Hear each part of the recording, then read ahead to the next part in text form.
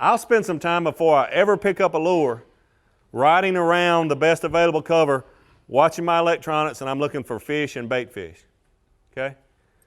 And I could talk for 2 hours about electronics, but I'll say this, and there's different electronics, and some are this and some are that, but plain and simple, if you don't know what you're looking at, most of us do agree we see something on that screen at times, and then there's times when there's nothing. Pay attention to where that something is at. Either fish there or pay attention to that depth. If I'm out a lot of times over open water, it may be 30 feet deep, 20 feet deep, and I see bait fish, some fish, and they might not all be bass. But if I see those fish consistently at the 10 to 15 foot depth, then I'm gonna go fish the best available cover at that depth. Because those bait fish and those fish are at that depth for a lot of different reasons that we could spend 5 hours talking about. And it's water clarity, water quality, thermocline, a lot of different things that you could get as into as you want to, or you can look at your electronics and look for where those fish want to be, the depth range that they want to be. At Table Rock Lake, we fished this year. You go out there and you'll see all that at 40 feet deep, and you're like, gosh, they can't be that deep. Those bass, I guarantee you a lot of the fish in that tournament will be caught at that depth. Now, there might be a guy who fishes the shoreline and does well, but where you see those fish, but most places it'll be in the 5 to 10, 15 foot range.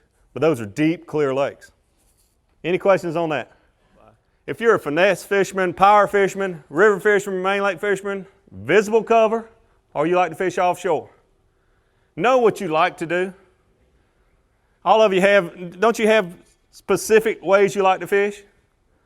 Now, the politically correct answer is, I can do all of those, or I like to do all of those, and I do. I like to do all of those. I like to do some of them more than others, and I know I have strengths in some things more so than others. Don't most of us? Okay? I can finesse fish, but I like to power fish a whole lot better. I've won tournaments deep cranking. I've won tournaments flipping. I like to flip. That's me personally. Okay? So when you're trying to decide where you're going to go, what part of the lake you're going to attack your strengths. Now, when we're fishing one day for the fun of it, or pre-fishing and we have a lot of time, then go try to make yourself a better fisherman doing these other things. Okay? But if, for example, if I love to flip, and like I say, I've won, a lot of tournaments, deep cranking.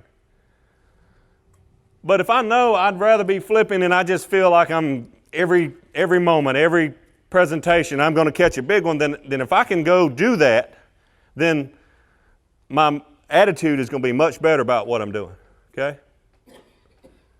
And that's what makes so many times in our really big tournaments when we travel around the country and we have an elite fisherman that's a local on a certain river or body of water, and they're, this is a finesse, clear water, got to do this to win tournaments, and this guy been fishing there for 30 years, and then he gets beat by a guy that flips the bank.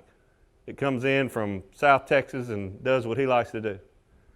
Now, if you got 3 days of practice and you go out on the first day and you do what you like to do, and you're not getting any bites, then you might ought to experiment with some of those other things. Canelli, this is Bass U TV. Here's what's awesome about Bass U TV. You get the top instructors. You will learn things at Bass U that you will learn nowhere else. We take the mystery and the myths out of bass fishing. Real tools that help you catch more fish consistently. At Bass U TV, shoes are optional. And I like turtles. And that's why you want to check out Bass U TV. Join the Bass U family. Welcome to Bass U TV.